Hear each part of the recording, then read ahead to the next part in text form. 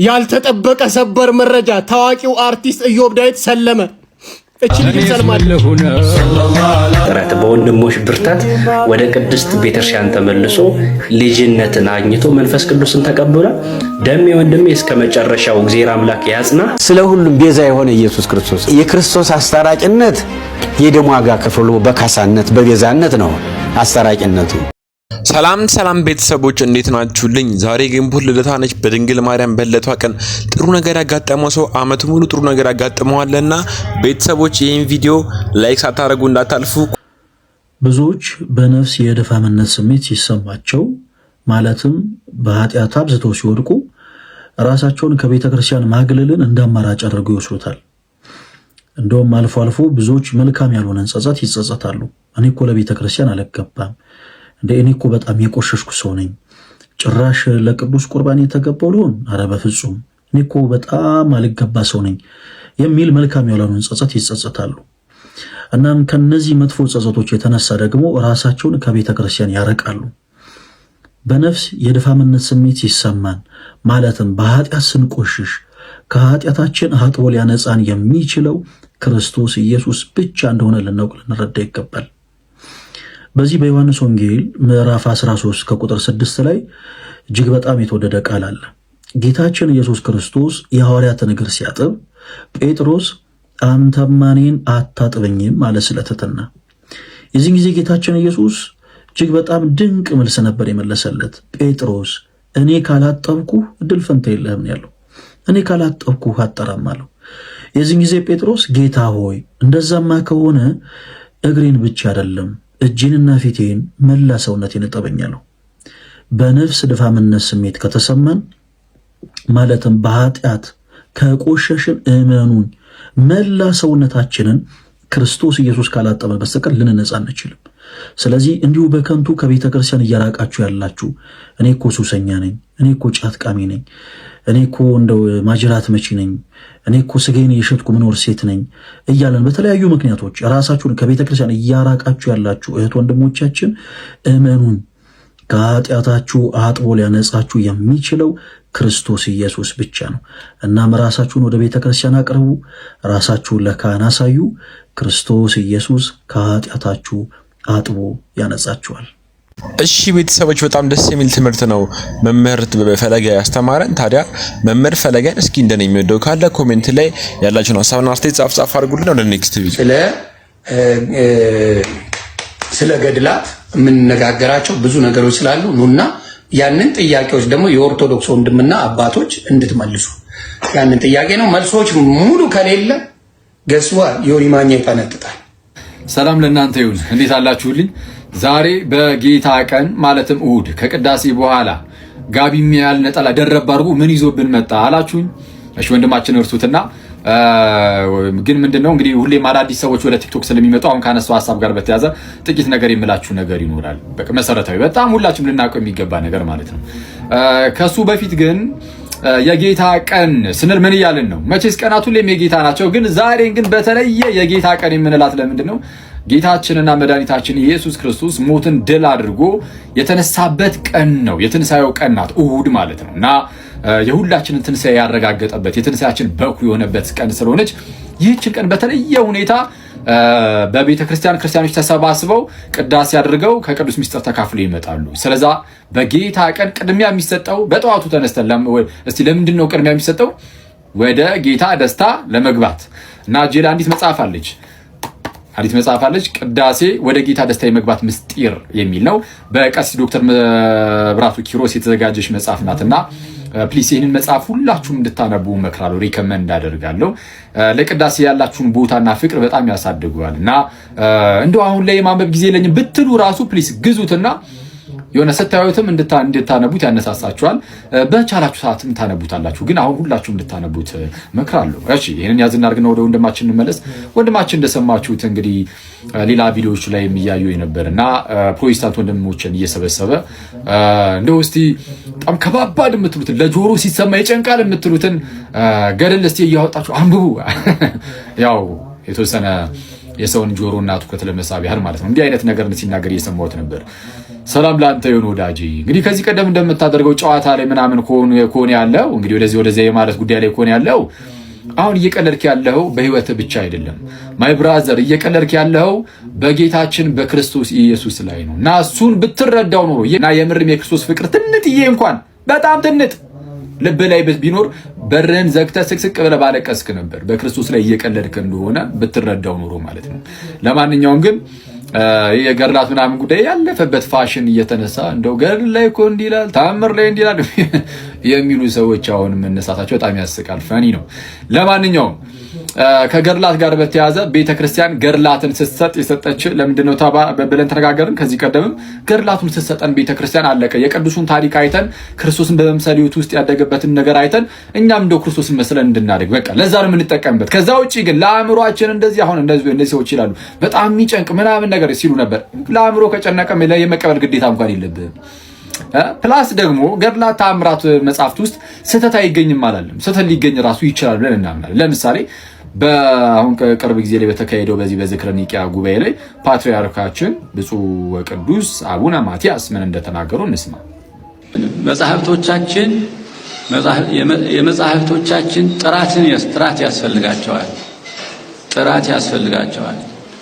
እንግዲህ በሊቃውንት ጉባኤ ያልተመረመረ መጽሐፍ ማለፍ የለበትም በእውነቱ። ኦኬ እንደሰማችኋቸው ቅዱስነታቸውም ሰው ምን አሉ? መጽሐፍቶቻችን ጥራት ያስፈልጋቸዋል። እኛ ራሱ መጽሐፍቱን እንዲህ ብለን እየተናገርን ነው ማለት ጥራት ያስፈልጋቸዋል እየተባለ እና መመርመር አለባቸው በሊቃውንት ጉባኤ እየተባለ ብድግ አድርገህ ባይዜ ቢመረመሩ ራሱ ተመርምረው ቢወጡ ራሱ የሃይማኖት መመስረቻ አይደሉም፣ የሃይማኖት መከራከሪያ አይደሉም። እንደዛ እንኳን ቢሆን ያውም ጭራሽ እንደው ምን እየተባለ በጉባኤ ላይ ነው ባይዜ ቅዱስነታቸው የተናገሩት መጽሐፍቶቻችን ጥራት ያስፈልጋቸዋል። በቃ እንዲህ ነው እኛ ምናምነው። ስለዚህ እነዚህ መጽሐፍት ይዤ ኦርቶዶክስን ላሸማቀ ምናምን እሱ ጭራሽ አይታሰብም። በቃ አለቀ። ኦርቶዶክሳውያን ወይም ክርስቲያኖች መጽሐፍቱን በምን መልኩ መጠቀም ለምን ዓላማ መጠቀም እንዳለባቸው ገብቷቸዋል። ስለዚህ አሁን ይሄ የመደናቆርና ጉንጫ አልፋ ክርክራችሁን ያዝ ታደርጉታላችሁ። ይቆየን። መልካም የጌታ ቀን። እዚህ ጋር ደግሞ በሶሻል ሚዲያ የምናውቀው ወንድማችን አኬ እንደፈለገ በጣም ደስ የሚል ትምህርት ነው የሚያስተምረን። ታዲያ ለዮኒ ማኛ እጅግ በጣም ደስ የሚል መልስ መልሶለታል። ታዲያ ይህን መልስ ሲመልስለት ሲያስተምረን እንደኔ ደስ ያለው ሰው ካለ ያላችሁን ሀሳብና አስተያየት እስኪ ኮሜንት ላይ ጻፍ አድርጉልኝ። እኛ ስንት ሰው ያስተውነውን ቡን ይጠጣል ቢጠጣ ግድ የለውም የምትሉ ሊቃውንቶችን እንሆ በየቤቱ የሚያመልከውን አዳናችሁት መልካም። እንሆ ጫቱ ሲጃራው በሱስ ዝፍቅ ያለውን ሁሉ ደመለሳችሁት መልካም። እኛ ቡና እንደው ወደዚህ አርስ እንዲጠጣ ሰው ፈቅደዋል ነው። የፈቅደዋል ጥሩ ሰባኪ ያለው ተከልክሏል የሚል መሰረታዊ የሆነ የቤተክርስቲያን አስተምሮ የለም በሚል ነው እዛ ላይ የሚነገረውና ለምን ከለከሉ? እርሶም ሌሎች አንዳንድ አባቶች ተከለከለው። እኛ ልጅነት ጀምሮ እግዚአብሔር የሚወደውና የማይወደው ንገሩኝ የሚል ጽድቅ ፈላጊ ሰው ነኝ። ይሄን ዚያር አይወደውም ከሚሉት የሚበላና የሚጠጣ በተለይ ጠየቅኩ። አሳማ ስጋ ራያ ከርከሮ ትንቧ ጫት ቡን ያው ነው ተባለ። እንዳው እርግፍ አየተውኩት።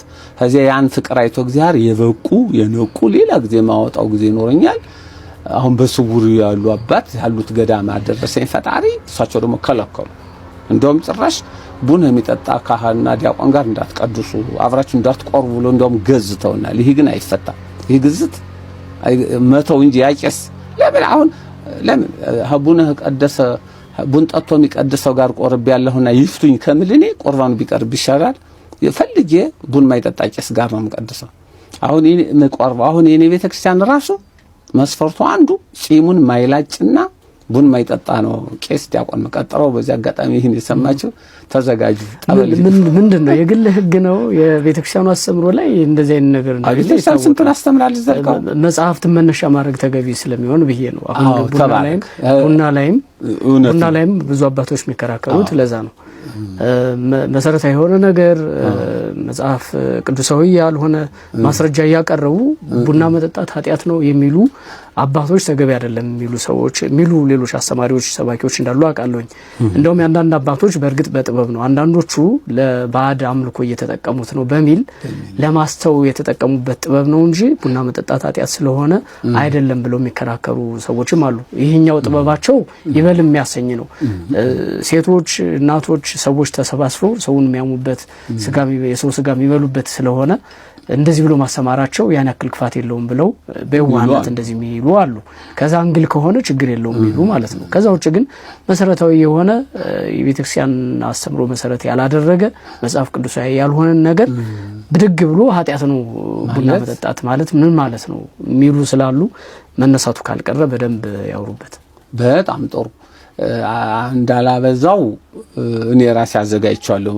ላሳትመው ነው፣ በመጽሐፍም ላሳትመው ነው፣ በካሴትም ልለቀው ነው። ያው ዛሬ ማንበብ ለማይወደው በሚሰማ መስማት ማይወድና ወይም መስማት ማይችሉ ደግሞ አይን ያለው በማየት እንዲተው በምስልም በፊልም ልናወጣው ነው። አጭሩ እውነተኛው መልስ አይጠጣም የምንለው ብዙዎች እንዳለ ነው ሁሉ አይጠጣም የሚል መረጃ አለን እንደምንለው ሁሉ ይጠጣል የሚሉሳ ቡን ይጠጣል የሚልስ መጽሐፍ አላቸው። ይሄ ነው አጭሩ መልስ ነው። አንዱ እውነተኛው ይጠጣል ዝም ብሎ ማክሰኞ የተፈጠረ እጽዋት አይደለ ዛሬ የፈጠረው በሙሉ አያረክስም ወደ አፍ የገባ ምሳሌውን ሳይረዱ ከወድ ተጠንስሶ ታስቦ የወጣ ኃጢአት ነው የሚያረክሰው እንጂ ሰው ወደ መሃል የሚገባ አይደለም። እጁን ሳይታጠቡ በሉ ሐዋርያቶች ብለውት ክርስቶስ ወደ አፍ የሚገባ ሳይሆን ከወድ የሚወጣ ነው ያለው። ምንድነው ከወድ ታስቦ የሚወጣ ኃጢአት ሐልዮ ነው እንጂ ምላስ የምትናገረው መጥፎ ኃጢአት ነው እንጂ እንደ ተውከት አስመስሎ ነው የተናገረው። ምሳሌ ይወዳል ጌታችን እንጂ ሁሉ የፈጠረውን ብሉ አላለም። ቢል ኑሮ እኛ ሁላ እንግዲህ ምን ቸገረን? እንደ ቻይና ውሻ ይበላ ይባላል። አሁን እሱም ጠይቀናል። በችግር ጊዜ የሚበሉት አጥተው ሲል ኋላ ክፉ ቀኑ ሲወጣ መሪያቸው የማይሰሩ እጆች የሉም አይኖሩም መስራት አለባችሁ ባል የለም እንደ ለዝባይ ሱሩ ማለት ነው። የማይበላ ነገር የለም ማለት ተውሎ ይው ባህሩን አውቀዋለን። እዛዲያ ውሻውን ምኑን ዝም ብሎ የማይበላ የለም ብሏል መሪያችን። እሱ መሪ ሙሴ ይበልጥ ነበር። ሙሴ ዘሌዋውያን 11 ላይ ጌታን ጠይቆ ሚካኤልም እያነጋገረው 560 ቃላትን ከእግዚአብሔር ጋር የተነጋገሩ ሙሴ 570 ህጋ የሚበሉና የማይበሉ አንዱ ዘሌዋውያን 11 ላይ ቁጭ አርጎታል። እንደው ምሳሌው እንኳን በሐዲስ እንኳን በወንጌል እንኳን ባሁን ባህታን እንደልብና ወይነ ተክሊየነ ስንት ቅዱሳን የወጡበት ዘመን እና ትንሹ አቋራጩ መልስ አይጠጣም ነው ምንል ይጠጣል የሚሉ ደግሞ መጻፍ ያምጡ። እኛ ግን አለን ያውም ብዙ ማረጃ። አንደኛ ከብሉይ ያውም ድርሳነ ጽዮን፣ ሁለተኛ ከሐዲስ 40 እንስሳና ሌሎች መጻሕፍት። እንደው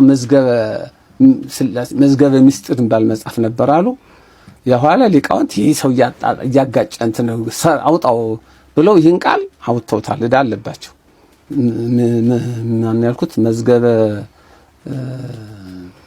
ምስጢር 11 ቁጥር 11 ምዕራፍ 11 ላይ ነበር አሉ።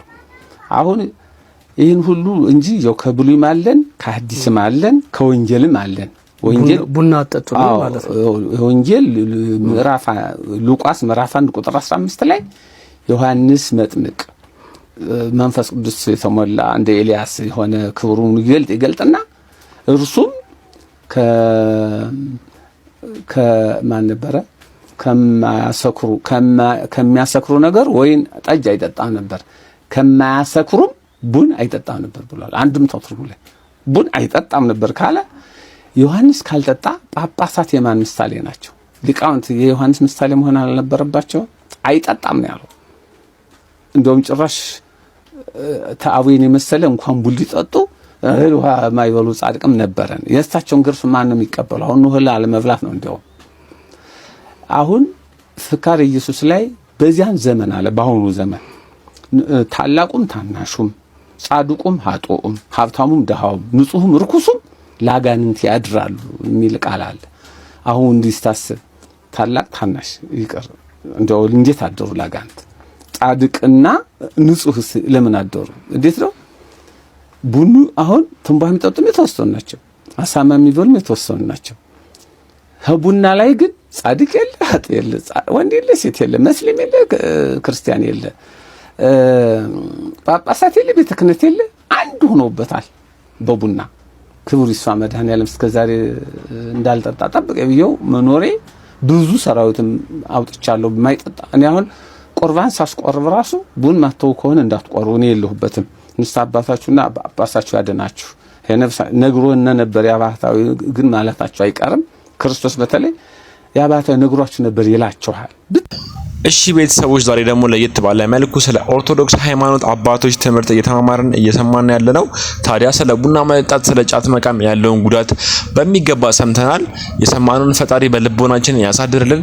ወደ ኔክስት ክርስቲያኖች ሁላችሁም ይሄንን ቪዲዮ እስከ መጨረሻ ለማዳመጥ ሞክሩ። በቀራንዮ የፈሰሰው ደም ማን ነው? ስጋን የለበሰ ከሷ ነው። የሷ ደም ፈሷል። የሷን ስጋ አይደል እንዴ ተዋሃደው? እምን በላው ምን ጠጣው ስጋ የማን ነው? የሷ ነው። ያቺ ቤዛ አንተ መስቀል ላይ የዋለው የድንግል ማርያም ስጋ ነው። አንተ የማን መሰለ ቤዛ የሆነው? ደስ ይበልህ። ሁለቱንም ቪዲዮ በደንብ ሰምታችኋል ብዬ አስባለሁ። ብፁዕ አባታችን ቡራኪው ትድረሰን፣ እኛኛውም አባታችን በረከታቸው ትድረሰን። እውነቱን ለመናገር አባቶቻችን ወጥተው ሲያስተምሩ እኛ ልጆች የማዳመጥ ግዴታ አለብን። ነገር ግን ከዚህ ቀድሞ ለተሰራው ስህተት ምላሽ በሚመስል መንገድ ከሆነ እየተነገረ ያለው የበፊቱ ስህተት አደገኛ ሆኖ ሳለ አሁንም ሌላ ይሄ አደገኛ ስህተት ነው ብዬ ነው የማስበው። ምክንያቱም በቤተክርስቲያናችን ትምህርት የእመቤታችን ደም ነው የፈሰሰው፣ የእመቤታችን ስጋ ነው የተቆረሰው፣ የምንበላው የእመቤታችንን ስጋ ነው፣ የምንጠጣው የእመቤታችንን ደም ነው ብለን አስተምረን አናቅም። ከተዋህዶ በኋላ ያ ስጋ ያ ደም የስግው ቃል ነው። ከመለኮት ጋር እስከ ተዋህደ ድረስ የመለኮትን ባህሪ የራሱ ባህሪ እስካደረገና ተዋህዶ እስካለን ድረስ ያ ስጋ በቃ የስግው ቃል ስጋ ነው እንጂ ሌላ የማንም አይደለም። እመቤታችን ምክንያተ ድህነት ቤዛዊት ዓለም ናት የምንለውም እመቤታችን አስቀድማ ራሷን የጠበቀች ንጽሕት ሴት አካላዊ ቃል በኋላ መጥቶ ከሷ ስጋና ደም ነስቶ ሰው ሆነ። በዚህ ምክንያተ ድህነት በዚህም ደግሞ ቤዛዊት ዓለም ናት ብለን እንጠራታለን እንጂ የፈሰሰው የሷ ደም ነው የተቆረሰው የሷ ደም ነው ብለን አይደለም። እንደዛማ መንል ከሆነ በጣም ከበርካታ የመጽሐፍ ቅዱስ ጥቅሶች ጋር ነው የምንጋጨው። የመጀመሪያው ትልቁ የምንጋጭበት ጥቅስ ዮሐንስ ወንጌል ምዕራፍ 1 ከቁጥር 14 ላይ ቃልም ስጋ ሆነ ካለ በኋላ ቁጥር 29 ላይ እነሆ የዓለምን ኃጢአት የሚያስወግድ የእግዚአብሔር በግ ነው የተባለ። የዓለም ኃጢአት የሚወገደው በእግዚአብሔር ልጅ በኢየሱስ ክርስቶስ ነው። እሱም መለኮት ከስጋ ጋር ተዋህዶ ስጋን የራሱ ካደረገ ነው። እንደገና ዕብራውያን ምዕራፍ 2 ከቁጥር 14 እስከ 15 ድረስ በነገሮች ሁሉ ወንድሞችን መሰለ፣ በሞት ላይ ስልጣን ያለውን በሞቱ እንዲሽር በስጋና በደም ተካፈለ ነው የሚለው። በስጋና በደም ከተካፈለ ያ ስጋ የሱ ስጋ ነው፣ የሱ ስጋ ሆኖ ከመለኮት ጋር ተዋህዶ ካልተቆረሰና ካልፈሰሰ ዓለም መዳን አይችልም። በሩቅ ብእሲ ደም ወይም በፍጡር ደም ከመለኮት ጋር ባልተዋሃደ ደም የሰው ልጆች መዳን አይችሉም። እንደገና ጳውሎስ በኤፌሶን 1:7 ላይ በውድ ልጁ በደሙ በተደረገ ቤዛነታችንን ወይንም የኃጢአት ስርየታችንን አገኘ። የዮሐንስ መልእክት ግን እጅግ በጣም ነገሮችን ግልጽ ያደርጋል። ዮሐንስ በመጀመሪያ መልእክቱ ምዕራፍ 1 ቁጥር 7 የልጁ የኢየሱስ ክርስቶስ ደም ከኃጢአት ሁሉ ያነጻል ነው የተባለ። የፈሰሰው የክርስቶስ ኢየሱስ ወይንም የስግው ቃል ደም ነው። ከኛ ጋር ተዋህዶ የነሳውን የራሱ ገንዘብ ያደረገውን ስጋ የቆረሰው ያፈሰሰውም ያን ደሙ ነው። ያም ደም ከመለኮት ጋር የተዋሃደ ደም ነው እንጂ ብቻውን የእመቤታችን ደም ብቻ ቢሆን ብቻውን የእመቤታችን ስጋ ቢሆን ዓለም መዳን አይችልም። ማንም ማዳን አይችልም። ማንምም ድነትን አያገኝም። እና ይሄ ትምህርት ድነታችንን እጅግ ጥያቄ ውስጥ የሚከት ይመስለኛል። እና አንዳንድ ጊዜ የሌላኛውን ስህተት ለማረም ሌላ ስህተት መስራቱ በራሱ አግባብ ነው ብዬ አላስብም። ስለዚህ መጽሐፍ ቅዱስ በጣም በበርካታ ቦታዎች ላይ ደም ሳይፈስ ስርየት የለም ይላል። የፈሰሰው የስግው ቃል ደም ነው። ምንም እንኳን ከመቤታችንም ቢነሳው የራሱ ገንዘብ እስካደረገው ድረስ ያ ደም የሱ ደም ነው። ያንን ስጋ ከመቤታችን ቢነሳው ከመለኮቱ ጋር እስካዋሃደው ድረስ የራሱና የራሱ ነው። ያ ስጋ የራሱ ነው። ያን ደም የራሱና የራሱ ብቻ ነው። ስርየትም ሊሰጥ የቻለው እኮ ያ ደም የእመቤታችን ስለሆነ ሳይሆን ከእመቤታችን የነሳውን ስጋና ደም ከመለኮቱ ጋር ስላዋሃደ ነውና ቤተክርስቲያናችን የምንበላው የእመቤታችንን ደም አይደለም፣ የምንጠጣውም የእመቤታችንን ደም አይደለም። የጌታ የኢየሱስ ክርስቶስ ወይንም የስግው ቃል ደም ነው። ሮሜ ምዕራፍ 5 ቁጥር 10 ላይ ጠላቶቹ ሳለን ከእግዚአብሔር ጋር በልጁ ሞት ነው የታረቅነው እንጂ በእመቤታችን ሞት ሳይሆን በልጁ በኢየሱስ ክርስቶስ ሞት የሚሞትን ስጋ ከኛ ገንዘብ አድርጎ ነው የታረቀን እንጂ በእመቤታችን ስጋ አይደለም የታረቅነው። በስግው ቃል ስጋ ነው የታረቅነው ከሰው በነሳው ወይም ከእመቤታችን በነሳው ዜራ ክብር አሜን ወንድማችን እግዚአብሔር ያክብርልን፣ ቃልዎት ያሰማልን። ዛሬ በጣም ደስ የሚል ቀን ነው እያሳለፍን ያለ ነው። እስኪ ወደ ኔክስት ቪዲዮ። ያልተጠበቀ ሰበር መረጃ፣ ታዋቂው አርቲስት ኢዮብ ዳዊት ሰለመ። እቺ ልጅ ሰልማለሁ ናፍቆቷ ሳበደኝ ወይ ጃላየሁ ወይ መቷል ወሰደኝ። ተመልካረ በመድኃኔዓለም በአርቲፊሻል ኢንተለጀንስ መስለም የለም በኤአይ በኤዲቲንግ ሰው ሰለመ። ኧረ ተው ተው፣ እንማማር፣ ተው ዲቤት እናርግ። በውሸት ተው፣ በማጭበርበር እምነት መቀየር የለም። እነዚህ ሁለቱ የሥላሴ ልጅነት ያገኙ ትክክለኛ የክርስቶስ ልጆች ናቸው። መቼም አልሰለሙም። እኔ ያለው ደግሞ ቲክቶክ ላይ ማንም ሊቀፈለኝ አይችልም። እኔ ሚኮ ነኝ። ሚኮ እንዳለው ነው ቤተሰቦች ብዙዎች በሶሻል ሚዲያ ላይ ኢዮብ ሰለመ እያሉ እያወሩ ነበር። ታዲያ ኢዮብ አልሰለመም፣ አሁንም ኦርቶዶክስ ነው እና ብዙ ሰዎች በሶሻል ሚዲያ ላይ የተለያዩ ውሸቶችን እያዋሹ ያቀነባበሩ ማይሆን ቪዲዮዎችን ሲለቁ ነበረ። ታዲያ ለዚህ መልስ አግኝታችኋል ብዬ አስባለሁ። በቀጣይ ቪዲዮ እስክንገናኝ ድረስ ይሄንን ቻናል ላይክ እና ሰብስክራይብ ማድረጋችሁን አትርሱ። ይመቻችሁ።